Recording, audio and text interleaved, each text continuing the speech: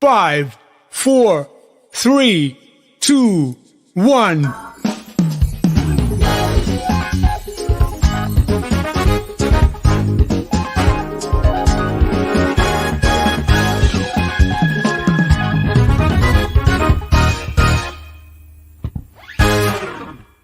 Hello, everyone. Welcome back to the Gringo Show, focusing on issues and events facing the U.S. and Mexico. We are live from Mexico City to kick off our second season, and what a show we have for you. Former U.S. Congressman, 2020 presidential candidate, and El Paso native Beto O'Rourke will be with us in a little bit, but holy smokes, we haven't missed anything in the month that we've been on hiatus. Nothing's happened. Nothing at all.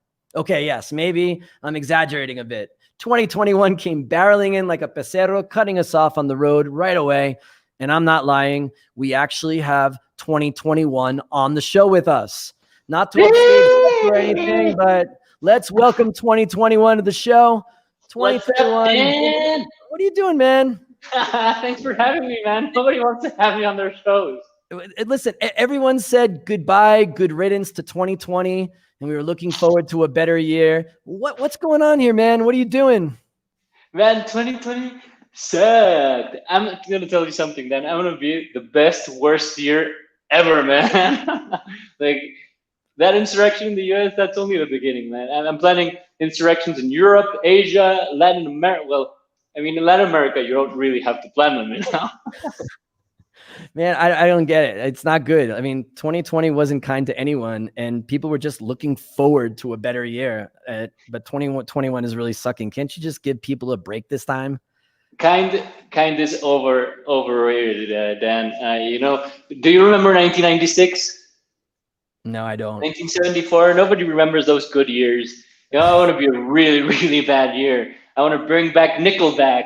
That's going to be the only band having live shows is Nickelback with Arjona, maybe.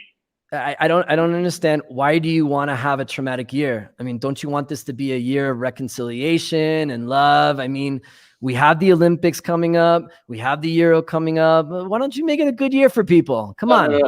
You think you have the Olympics coming up. You think you have all these things coming up. No.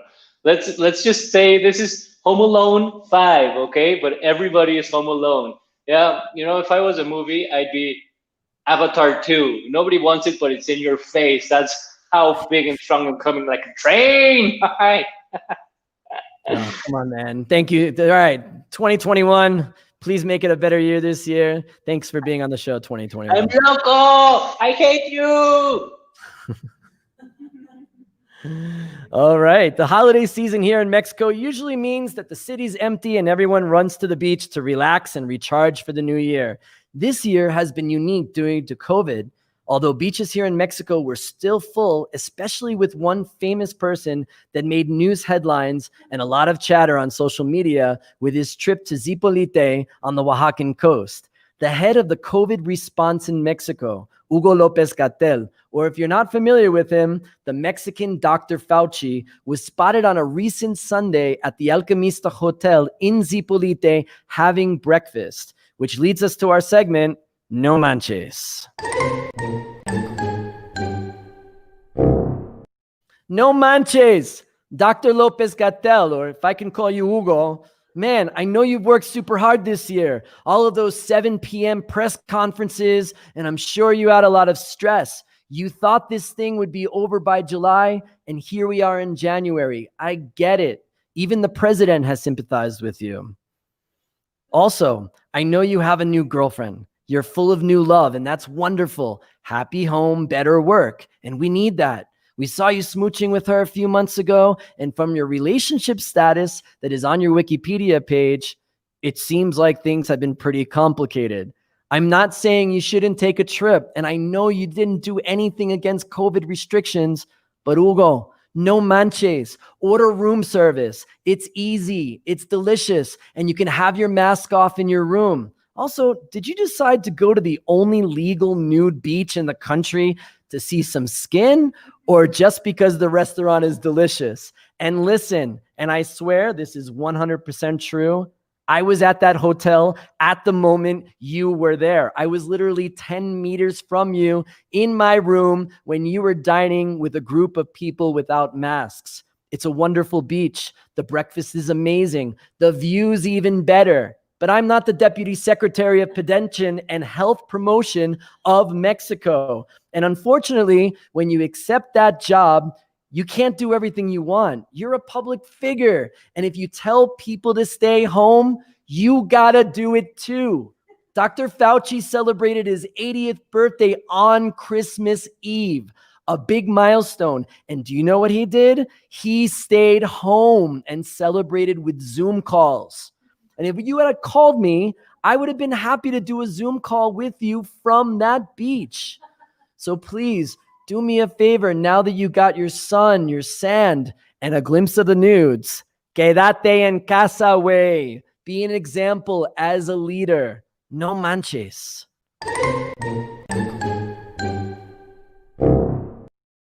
But let's move on to our main story tonight and something that has shocked the United States and the world. And no, I'm not talking about the Kanye and Kim divorce, although I always thought they would grow old together. Well, not really. I didn't think so. But seriously, let's talk about the events since the US election in November that led to an armed insurrection on the US Capitol that left 5 people dead and inflicting severe damage to American democracy. There's a lot to unpack here for those of you who haven't followed closely. So let's walk through it and maybe give some kind of telenovela feel so it's more interesting.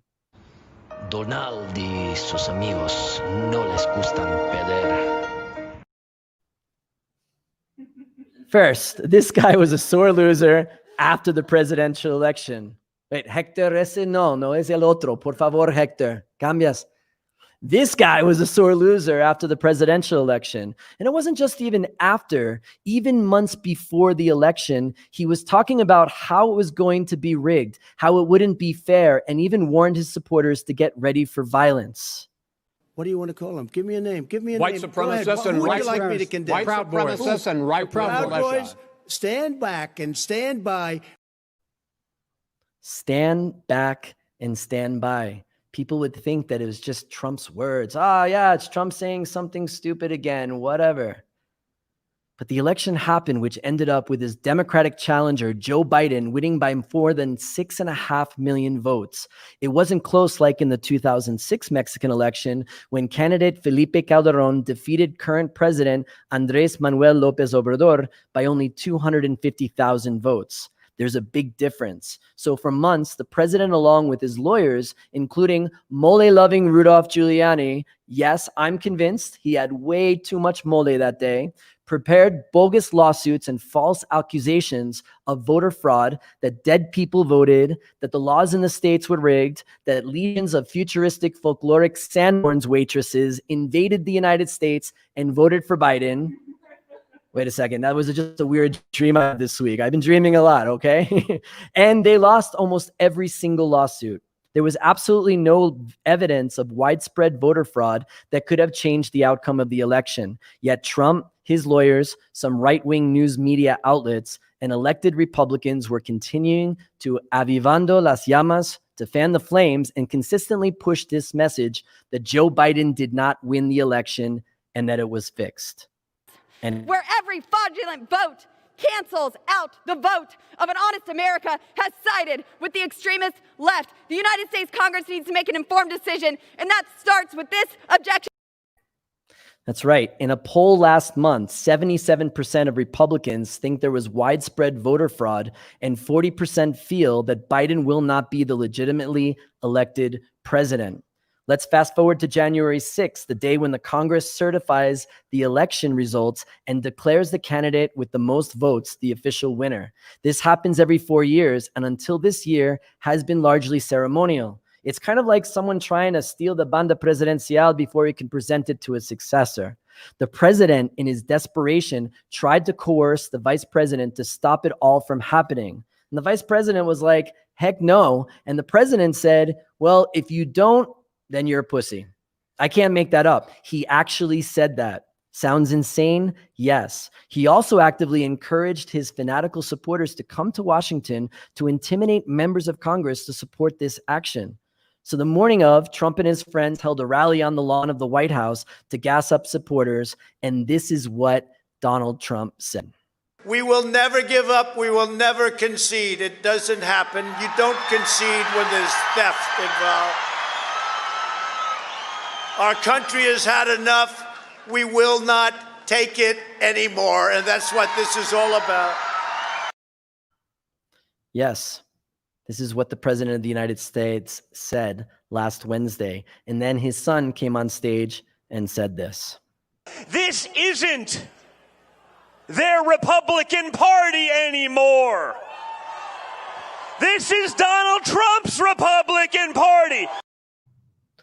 And then Donald Trump's personal lawyer, Rudolph Giuliani, the guy with the mole, said this. And if we're wrong, we will be made fools of. But if we're right, a lot of them will go to jail. So let's have trial by combat. Let's have trial by combat. What does that mean? Are they just words? But words have meaning, especially coming from somebody who's on the same stage as the president of the United States. So trial by combat, ready to fight, and many of those had guns, some wearing military camouflage. They marched from the White House to the Capitol building where Congress was in session. As they moved to the Capitol, they broke through barricades and clashed with police who were outnumbered as the insurrectionists broke windows and doors to break into the building. But by the way, can we just take a pause from the story for a second and take a look at those outfits? I mean, they raided a Halloween costume store or something before they stormed the Capitol. And this guy was either at a Minnesota Vikings tailgate or pretty much copied my costume in 2017. Don't judge. I was a big fan of the TV show The Vikings. And by the way, most of these guys were white men. Sanborn's waitresses were not part of the riot. But if they were, I'm sure they'd have a nice smile and give out enchiladas mineras at the barricades, and maybe they could have deterred the attack. Okay. Back to the story. Members of Congress and the leadership, including the vice president, the Speaker of the House, and leaders of the Senate, were taken away into an undisclosed location inside the Capitol, something that hasn't happened since 9/11. The National Guard didn't come until hours later because the Trump administration had to authorize it, and they did not. The Capitol was not secured until after 8 p.m., almost 7 hours after the insurrection began. The Congress reconvened immediately under these extraordinary circumstances, and at 3 o'clock in the morning, finally certified Joe Biden to be the 46th president of the United States. It was a dark day. 5 people died, including a police officer, and it was all incited by the sitting president of the United States and a number of members of Congress. There also have been reports that members of Congress, listen to this, gave leaders of this insurrection tours of the Capitol the day before. There is an ongoing investigation in this, but just imagine elected officials helping armed insurrectionists do reconnaissance work. And remember, some raided the Capitol with the intention to kill, including the vice president and others. So where are we today? Donald Trump is still the president for another 6 days. His term of office expires on Wednesday, January 20th at 12 o'clock p.m. In a poll published today, 56% of Americans support his removal for high crimes and treason against the government of the United States. The Speaker of the House, Nancy Pelosi, said that he represents an imminent and present danger to the country. There are a growing number of Republicans who feel the same. He has been called on to resign, and honestly, we'd probably see a Taco Bell in the Zocalo before he'd do so. And many have been talking about the 25th Amendment to the Constitution, which states that the vice president and a majority of the president's cabinet can remove the president if he is unfit to serve. Trump's gang were literally chanting, "Hang Mike Pence," as they stormed the Capitol, but the vice president declined to take that action. So instead, for the second time, President Donald J. Trump was impeached by the House, and a trial to convict him is expected to begin next week. And this is going to be after he leaves office. So why have a trial after he leaves office? Because if he is convicted, he will lose all of his Secret Service protections, his annual pension, and be barred from running for office ever again. This is important because some expect Trump to run for president again in 2024. So there are some Republicans that just want him gone, and there's a possibility they will decide to convict him. Trump has been shut down. Facebook, YouTube, Instagram, his favorite Twitter suspended his account. The PGA golf tournament canceled the championship at a Trump course, and he's not happy. Actually, what made him most mad, the golf tournament 100%, followed by his Twitter, and then impeachment, probably in that order. Sounds like what happens to a 16-year-old when they're grounded. So this has been a lot. But a lot happened, and I hope those of you who have been watching bits and pieces now have a full understanding of what took place on January 6th. This is going to be a day that will live in history. The country has been weakened, is in shock, and is in mourning. But it's not over yet. Chatter is happening all over social media about armed riots in all 50 state capitals and in Washington from Sunday until the inauguration. Let's hope that doesn't happen, and let's hope that everybody says safe. And by the way, in Canadian news,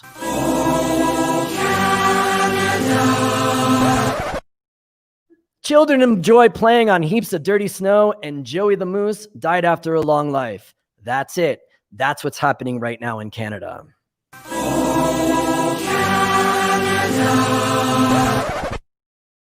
All right, to comment a bit more on the insurrection, we'd like to welcome former U.S. Congressman and 2020 presidential candidate Beto O'Rourke to the show. Beto, thanks so much for joining us. We've been working now for a while to have you on, mostly because you are from El Paso, bordering Ciudad Juarez. And like some of our viewers that are watching tonight, even though your heritage is not Mexican, your heart is with Mexico and your work has shown it. So would you agree with that statement? Absolutely. And thanks for having me on, Dan. I appreciate it. And I've enjoyed listening to you tonight, and grateful for what you're doing to kind of bridge the differences and create some understanding between Mexico and the United States. We were just talking before the show how important that is. There's not enough of it, and you all are doing some of that. So thank you. Thanks, Beto. And I know you've been doing a lot of things too. You've been pretty vocal in the last week about the things that have happened in the U.S. Congress, the insurrection. Can you tell us more about your thoughts on that and what was going through your mind last Wednesday when you were watching all these events take place? You know, Dan, this really should not have been a surprise to any of us or anyone who's been watching the news or following Donald Trump or understands how complicit so many members of Congress are in his repudiation of democracy, in his rejection of the election results, and his willingness to live outside of the law and beyond the Constitution, really without any real consequences or accountability for doing so. So as awful as all the things are that Donald Trump has said and incited and done, what's even worse, I think, are the people in positions of power and public trust who've been complicit in that. And so you and I have talked about this in the past. 23 people, many of them U.S. nationals, many of them Mexican nationals, almost all of them of Mexican heritage, were killed in a Walmart in El Paso on the last Saturday before school started, doing their back to school shopping, by a man who was intent upon repelling what he called an invasion of Mexicans, an invasion of Latin Americans, an invasion of immigrants and asylum seekers and refugees.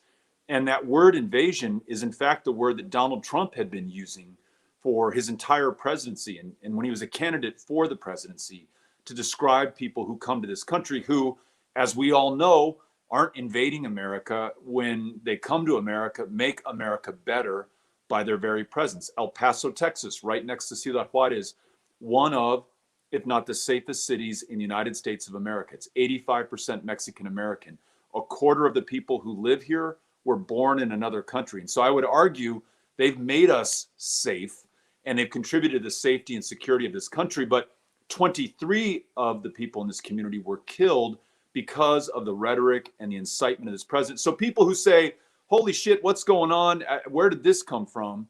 Have not been paying attention and just don't understand the cost and the consequence of allowing Donald Trump to do this. And it takes people like Ted Cruz, the junior senator from the state of Texas, who has participated in this big lie that somehow Donald Trump was the rightful winner of the election, who has stirred people to incitement and ultimately to marching on the Capitol. people like that should share not just in the blame, but in the consequences that come from this. We need to do that if we're going to repair our democracy and make sure that it works for the long term. Absolutely. And something interesting, you mentioned so many different issues or things or events that were happening that should have, brought up the alarm bell earlier. So how do you feel about Republicans now that have finally seen the light? It's interesting when you're watching the talk shows, they're saying things like, oh, well, that wasn't the Donald Trump I knew 8 months ago. And it's just insane to hear this. And specifically, somebody you ran against in 2016, Ted Cruz, who now is continuing to make that rhetoric from before, and he is complicit in some of these actions. Am I right? That's absolutely right. And so to your first question, look, I'm grateful that there are Republicans who are coming to their senses and are attempting at least to place the country ahead of their own political career, the future of our democracy ahead of their political party. They only number 10 in the House of Representatives out of, I guess, around 200, but that's 10 more than we had a week ago, or 2 weeks ago. But Ted Cruz is a special case because he knew exactly what he was doing, and he was really willing to work to overturn a fairly democratically, legally decided election.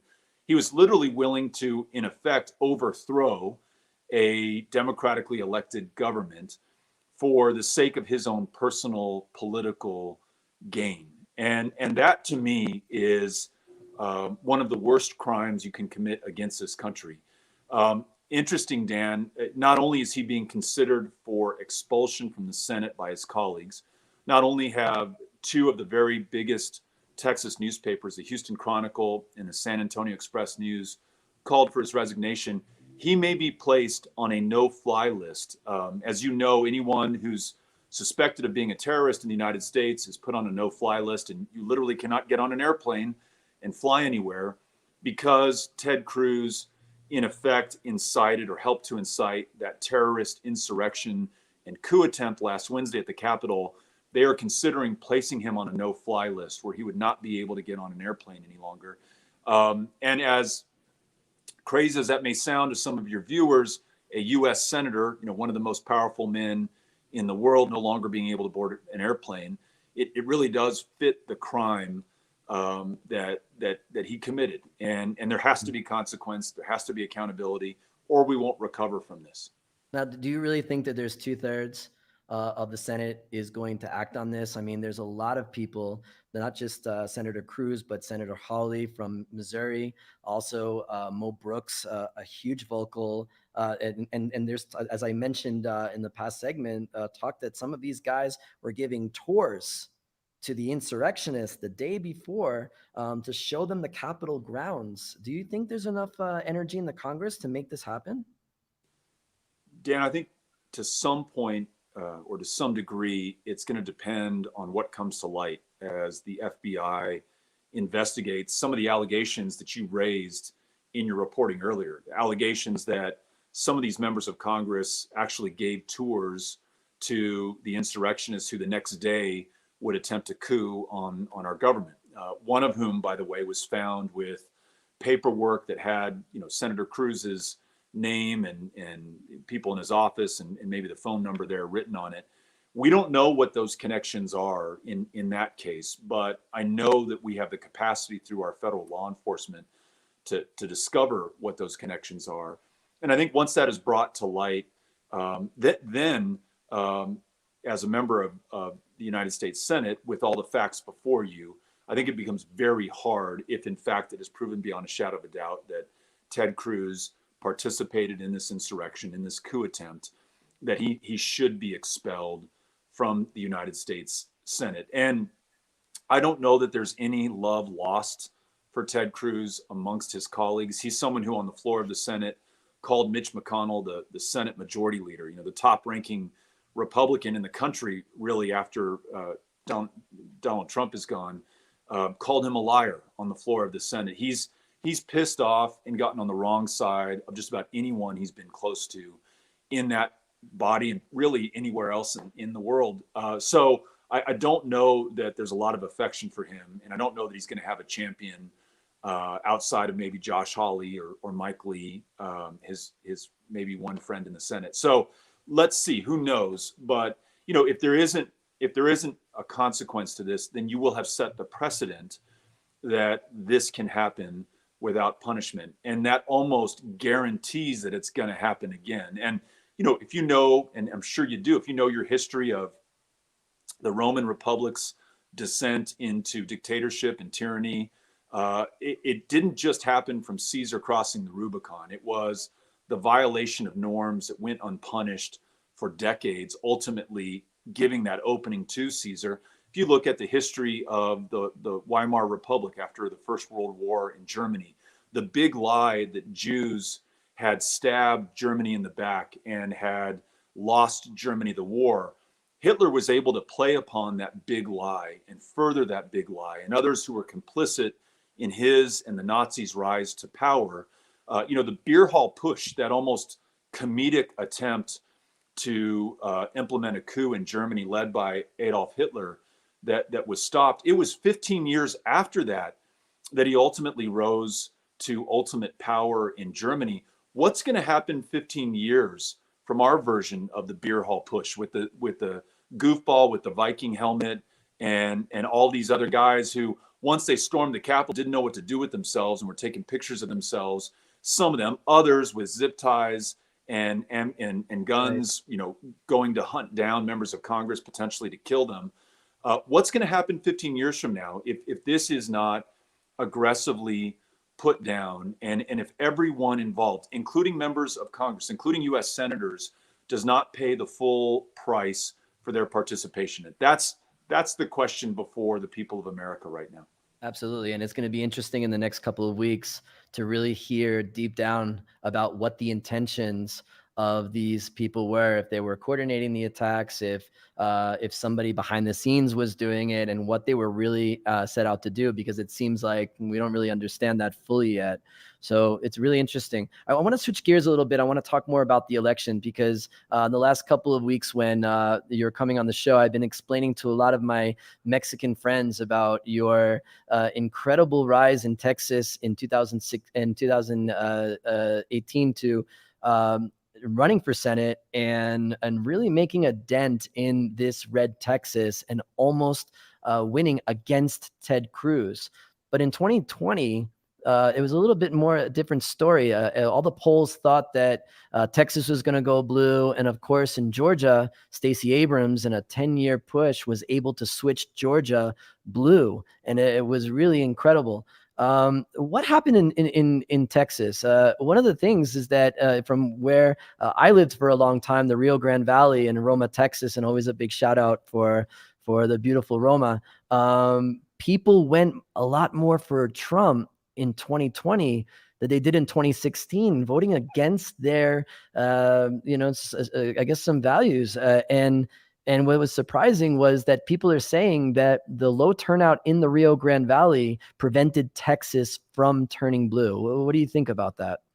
Yeah, there's still a lot of work for us to do in Texas. So we are a state where every major policy issue comes to a head. So if it's COVID, here in El Paso, so many people have died of COVID so quickly that there are more than 10 mobile morgues set up, and they had to call in the National Guard to move the dead bodies. And it is, as you know, it is like that in the Rio Grande Valley and in South Texas as well. So if it's COVID, if it's the recession and the job losses that followed, if it is gun violence, if it is immigration, if it's kids in cages, if it is, you name it, it's happening in Texas, and probably happening on a scale unmatched by any other state. And yet Texas ranks 46th in the country in voter turnout, 46th out of 50, which is embarrassing, but explicable. I mean, you can explain this because you have 140 plus years of voter suppression and voter intimidation aimed at Black voters, at Mexican American voters, at Latino voters, at voters in communities of color. And it's been devastatingly effective. And you look at the voter turnout in El Paso County, 53%. In Webb County, where Laredo is, 50%. Go further down in the valley, and you're seeing similar numbers. And so I'd say this, Dan, as a state, we did better than we have in any presidential cycle in a very long time in terms of the margin by which the Democratic nominee lost. And we held on to state rep seats that we picked up in 2018, which is a big year for Democrats in Texas. And I will tell you, Mexican-American voters had a lot to do with those successes. And a lot has been said and written about what happened in the Rio Grande Valley in South Texas. We don't have all the data and information yet. And I really would warn anyone against saying that somehow Latinos or Mexican-Americans, turned against Joe Biden or turned out for Donald Trump. And until we know the full story, we don't know that that's the case. And what we do know is that traditionally, historically, and in this election at large across the state of Texas, Mexican Americans and Latinos really did well for Democratic candidates. And where we have a challenge, as you can imagine, is in more of the Anglo parts of the state that tend to overwhelmingly vote for Republicans. So that self-interest argument, I think, can extend across the state. So here's where I think we can do a better job. We should be working with these communities, like mine here in El Paso, in the same way that Stacey Abrams was working in Georgia, where the effort to persuade a voter is not to persuade them to vote for Democrats, but to persuade them to vote at all. Mm-hmm. And to somehow connect their vote with the difference that they want to see in their lives. And I would credit Stacey Abrams and the New Georgia Project and many of those other grassroots partners in that state for doing that work over the last 10 years. Right. That's work that many of us have been doing in Texas for some time now. And it's work that I want to continue doing along with many others in 2021 and beyond. And I think that's the way over the long term we get it done. One last thing is, remember, Texas is a state of 30 million people. And so Georgia is a fraction of the size. We have a much bigger state, 254 counties, a lot more people to engage, register, and work with. So it's going to take a little while, but it's work worth doing, and it's work that will pay off over time. Right, absolutely. And it seems like those issues in those counties on the border were very localized. For example, in Zapata County about the oil and that they were going to take away the oil. In some other counties about the Democratic machine institution for a long time were letting them down, or some institutional racism amongst Mexican Americans for Mexicans, for First Nation Mexicans that are coming in. And these are really important issues. Beto, we're running out of time, but I have two important questions for you left. The first one is, I was a little disappointed that when you finished your presidential bid that you didn't throw your hat in the ring to try again in the Senate race. Do you think if you would have ran, that maybe because you're a border person, you could have increased that turnout and got people to go to the polls and maybe now be the U.S. Senator from Texas? I don't know, but it really wasn't a hard decision for me to make. On the one hand, we had just run for 2 years, just an extraordinary campaign for Senate, and as you know, and I say this too often, but we went to every one of the 254 counties, and that meant that I was on the road just about every day of my life for 2 years, away from my family, and just all of us working our hearts out. And right after that, we then did the same thing across the country for a year. And so just to be honest with you, I was just dead tired. I just was hard for me to even contemplate doing that. And then here's the other thing, probably more important, and that is that there were a number of extraordinary candidates running for the Democratic nomination to run for Senate against Cornyn. And those included candidates, Black women, Latinas, Black men, white men. I mean, an incredibly diverse, representative field of candidates. And it did not in any way feel right to me to belatedly, come in at the 11th hour and say, all right, guys, you've just done everything you could to compete over the last year. I'm going to waltz in and try to wrap this up right before your eyes.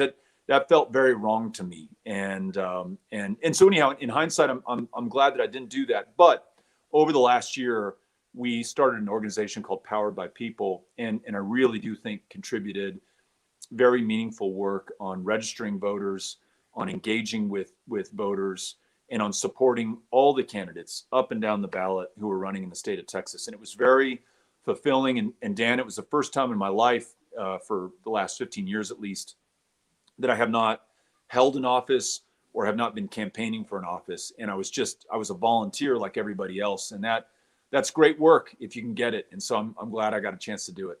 Yeah, absolutely, Beto. And it shows the true heart and soul that you have. And I know that's why a lot of people riled behind you in Texas and then nationally during Texas and after Texas. And I want to finish up with this. I wanted to talk to you about this story. And hopefully one day you can come back on the show when there's no insurrections and crazy things going on in the world to talk more about the relationship between the U.S. and Mexico, because this is really what this show is about bringing people together and a better understanding of both sides. There's a touching story that you shared with a group last year about during COVID times you were working for a food bank and making sure that people in El Paso had food, but they were so overwhelmed by it that Mexico pitched in. Can you tell us a little bit more about that?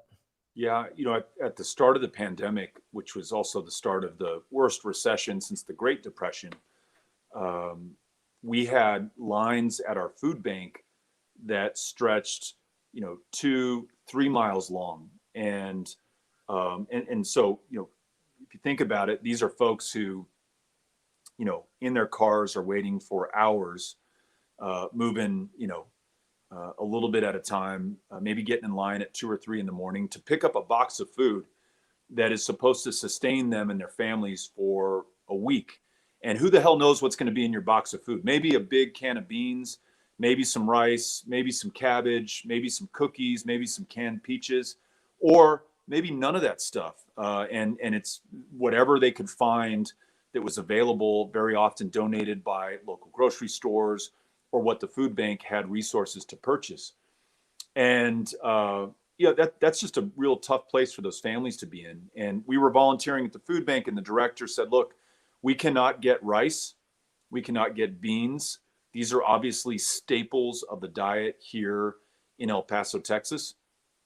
And we've tried everywhere in the US, but we're competing against food banks in Chicago, in Houston, in LA, and they have more money and more resources, and we can't bid against them. And what can you do? And I reached out to a gentleman, Alvaro Bustillos, in Ciudad Juarez, who essentially runs the economic development team there.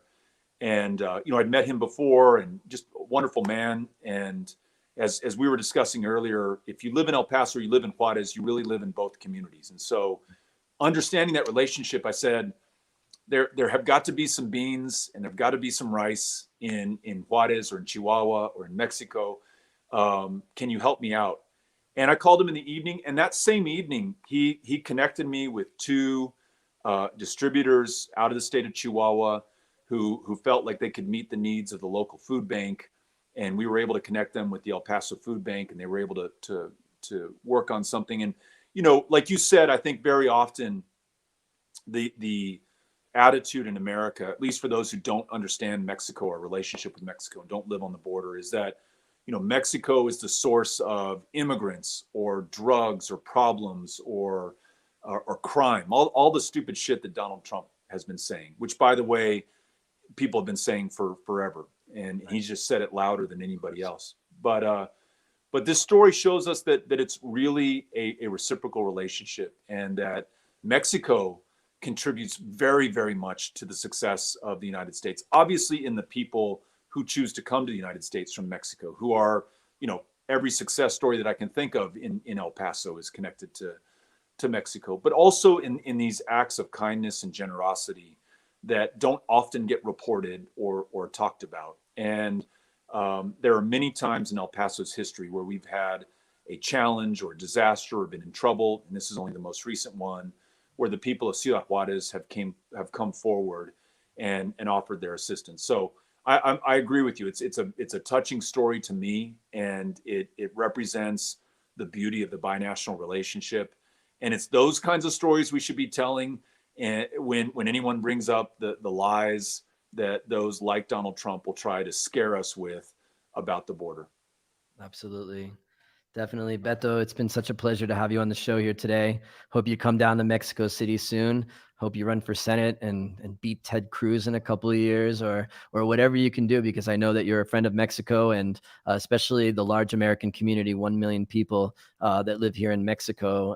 It's great to have an advocate for Mexico on the other side of the border that has been very active in the political community and to keep on doing what you're doing over there in Texas. Thank you so much, Beto, for being on the show. Thank you for what you're doing, and thanks for having me on. Appreciate it. All right, Beto O'Rourke, former U.S. Congressman. Thanks so much for joining us. All right, that does it for the first episode of the second season of The Gringo Show. I promise we will stay with you, especially during these crazy times. And I would like to say that sometimes the U.S. is a great example for its amigos south of the border, and sometimes it is not. And I am hoping that the events of last week are that example of what I hope our beautiful country does not repeat, starting the 2021 midterm election in June, which we will cover extensively on the show. Always as a big thank you to our sponsor, Pinche Gringo Barbecues. You know, in tough times here in Mexico City. So if you're tuning in from here, reminder, not only buy your groceries, but to order takeout and delivery to support struggling restaurants. You can order from Pinche Gringo through pgbbq.mx or through the WhatsApp number below. So stay with us for more episodes this year. Follow us on Facebook and our YouTube channel. From all of us at The Gringo Show, be safe, be healthy, and have a great night. Gringo, Mexico is laughing thanks to you.